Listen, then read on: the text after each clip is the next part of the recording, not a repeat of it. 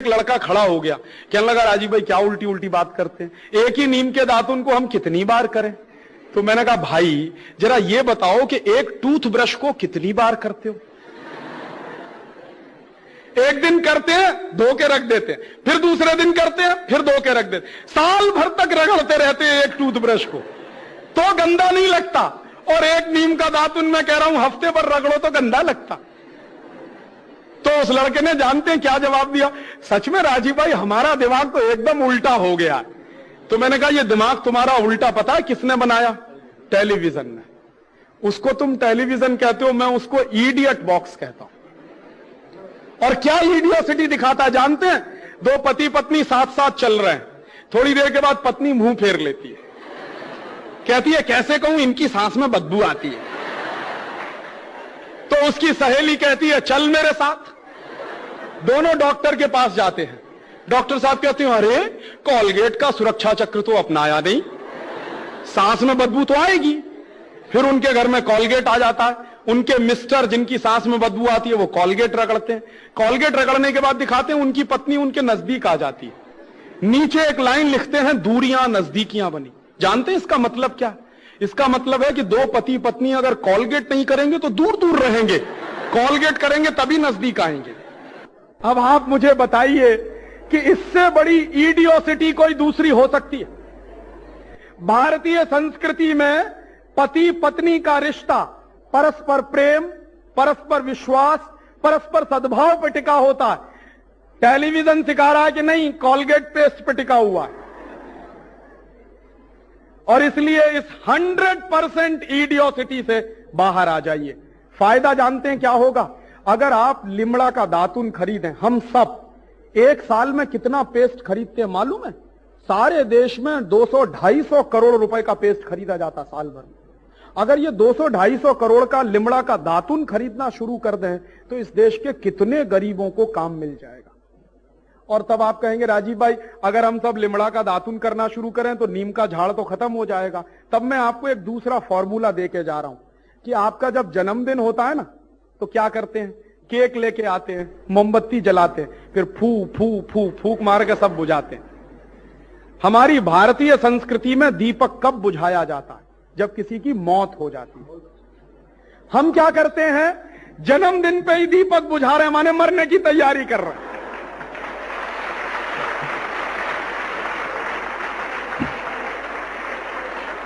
तो आप अगर मुझसे पूछें कि राजीव भाई जन्मदिन कैसे मनाएं, तो उसका बेस्ट फॉर्मूला मैं आपको देके जा रहा हूं। जब भी आपका जन्मदिन आए तो संकल्प करिए कि हम हमारे जन्मदिन पर एक नीम का झाड़ लगाएंगे, पेड़ लगाएंगे। और मान लीजिए आपके 50 जन्मदिन आए तो 50 झाड़ लगेंगे।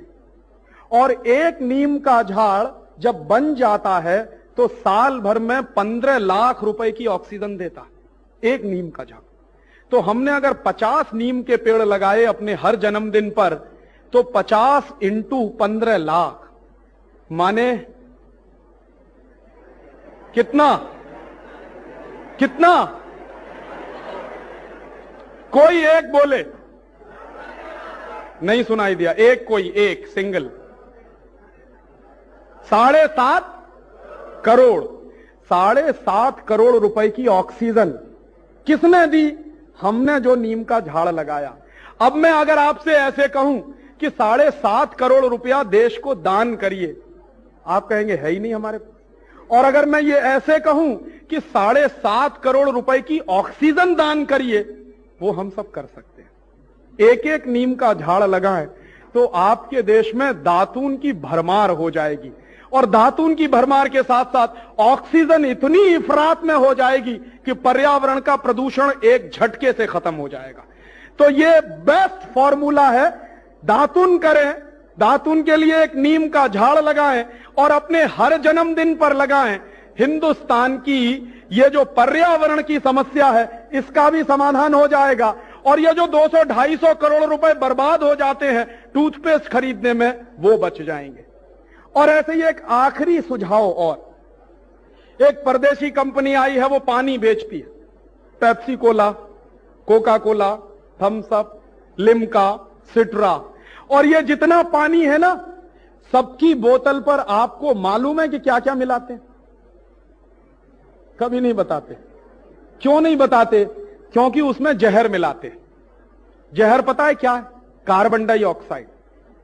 मेडिकल साइंस कहता है कि कार्बन डाइऑक्साइड को एक्सहेल करना चाहिए और ऑक्सीजन इनहेल करना चाहिए। हम क्या करते हैं? लहर पेप्सी पी के कार्बन डाइऑक्साइड अंदर ले जाते हैं। माने दोस्तों, जो लहर पेप्सी है वो सच में जहर पेप्सी है। और यह जहर पेप्सी क्यों है? क्योंकि इसमें कार्बन डाइऑक्साइड है। दूसरी दो चीजें और हैं जो बहुत खतरनाक हैं, सोडियम ग्लूटामेट और पोटेशियम सॉर्बेट। ये दोनों जहर हैं, दोनों कैंसरस हैं। और ये कितना खतरनाक हो सकता है उसका एक दाखिला मैं आपको दूं। 1 साल पहले मैं आया था, ग्रांट रोड के एक कॉलेज में मेरा व्याख्यान हुआ, तो वहां के प्रिंसिपल साहब ने मुझे बताया कि राजीव भाई, हमने एक कंपटीशन किया था। मैंने कहा क्या कंपटीशन किया? पेप्सी कोला पीने का कंपटीशन किया। मैंने कहा परिणाम क्या निकला? तो कहने लगे हमारे 2 स्टूडेंट थे, वो फाइनल राउंड में पहुंच गए। तो फाइनल राउंड में पहुंच गए तो मैंने कहा क्या उन्होंने शूरवीरता दिखाई कि 1 घंटे में एक लड़के ने 9 बोतल पिया और दूसरे ने 8 बोतल पिया। मैंने कहा फिर क्या हुआ उसके बाद? कि दोनों मर गए। मैंने कहा फिर आपने क्या किया? कि हम डॉक्टर को लेने गए, उन लड़कों को लेकर डॉक्टर के पास गए। डॉक्टर ने कहा कि इतना कार्बन डाइऑक्साइड पी लिया है कि अब ये बच नहीं सकते। तो मैंने कहा फिर आपने क्या किया? कि तब से हमने हमारी कैंटीन में पेप्सी और कोका कोला बंद करा दिया। मैंने कहा प्रिंसिपल साहब, आपको अकल तो आई, लेकिन तब आई जब आपके 2 स्टूडेंट मर गए। ये इतना खतरनाक जहर है। और एक बार मैंने एक्सपेरिमेंट किया पेप्सी कोला पे। मेरा एक दांत टूट गया, तो मैंने क्या किया? उसको पेप्सी कोला की बोतल में डाल दिया। 9 दिन के अंदर पूरा दांत डिसॉल्व हो गया। ये जो दांत होता है ना, ये इतनी कड़ी चीज है कि मिट्टी में दबा दीजिए, 1 साल तक गलता नहीं है। ये ऐसे का ऐसे ही निकल आएगा। लेकिन वो दांत 9 दिन के अंदर पेप्सी कोला में गल गया। क्यों? क्योंकि जहर है उसमें। और मैंने कहा कि जब दांत इसमें गल सकता है तो पेट का क्या क्या गलेगा जब आप उसको पी रहे हैं। और तब लोग पेप्सी जब पीते हैं, कोका कोला पीते हैं, तो मैं लोगों से पूछता हूं, मैंने कभी पिया नहीं। कभी कभी मैं मेरे दोस्त से कहता हूं कि भाई तुमको क्या लगता है जब तुम पेप्सी पीते हो? तो कहता राजीव भाई, नाक में सनसनी होती है, दिमाग में सनसनी होती है, खट्टी खट्टी डकारें आती हैं। मैंने कहा काहे को पी रहे हो फिर भाई? इतनी प्रॉब्लम हो रही है, फिर भी बोतल पे बोतल चढ़ाए चले जा रहे हैं। क्यों पी रहे हैं मालूम है? सचिन तेंदुलकर कहता है, अजहरुद्दीन कहता है, शाहरुख खान कहता है, आमिर खान कहता है, जूही चावला कहती है, ऐश्वर्या रॉय कहते हैं। और ये सब क्यों कहते हैं जानते हैं? लाखों लाखों करोड़ों करोड़ों की रिश्वत मिलती है इनको पेप्सी कोला से। सचिन तेंदुलकर हर साल पेप्सी कोला से 70 लाख रुपया लेता है, इसके लिए उसका धंधा करता है। ये शाहरुख खान और आमिर खान ये 1-1 करोड़ लेते हैं, इसलिए पेप्सी कोला का धंधा करते हैं। ये जितने क्रिकेट के खिलाड़ी हैं जिनको आप नेशनल प्लेयर कहते हो, ये सब विदेशी कंपनियों के एजेंट हैं दोस्तों। हर एक क्रिकेट खिलाड़ी जो टी-शर्ट पहनता है उस पे पेप्सी लिखा रहता है, विल्स लिखा रहता है। अब आप पूछिए ये प्रश्न कि ये तो हिंदुस्तानी लोग हैं, विदेशी कंपनी की विज्ञापन क्यों कर रहे हैं? तो आपको पता चलेगा कि ये बड़े बड़े गद्दार लोग हैं। सचिन तेंदुलकर को हर महीने 50,000 रुपए पगार मिलती हमारे खून पसीने की कमाई से। ये पगार हम उसको क्यों देते हैं? क्रिकेट खेलने के लिए। उसमें भी उसका पेट नहीं भरता तो विदेशी कंपनी का विज्ञापन करता। ये नेता ही देश बेचने में नहीं लगे हुए हैं, ये क्रिकेट के खिलाड़ी भी देश बेच रहे हैं। और ये रात दिन जानते हैं क्या हो रहा है? हिंदुस्तान की क्रिकेट टीम 2 ही कंपनियों का सबसे ज्यादा विज्ञापन करती है, पेप्सी कोला या विल्स। और ये दोनों कंपनियां क्या नुकसान कर रही हैं? पेप्सी कोला हिंदुस्तान से हर साल 240 करोड़ रुपए कमा कर ले जाता है अमेरिका। जहर बेचते हैं और यहां से 240 करोड़ अमेरिका चला जाता है। और उस 240 करोड़ में क्या हो सकता है आपको मालूम है? हिंदुस्तान के 2 लाख गांवों को पीने का पानी मिल सकता है। इस देश में आजादी के 50 साल के बाद 2 लाख गांवों में पीने का पानी नहीं है। ये सरकार के आंकड़े, मेरे नहीं। और करोड़ों करोड़ों लोग पीने के पानी से प्यासे हैं। गुजरात में मैंने मेरी आंखों से देखा है, कच्छ में इतनी जबरदस्त पानी की कटोकटी है कि एक एक घड़ा पानी लेने के लिए 15-15 किलोमीटर बहनें पैदल चलकर जाती।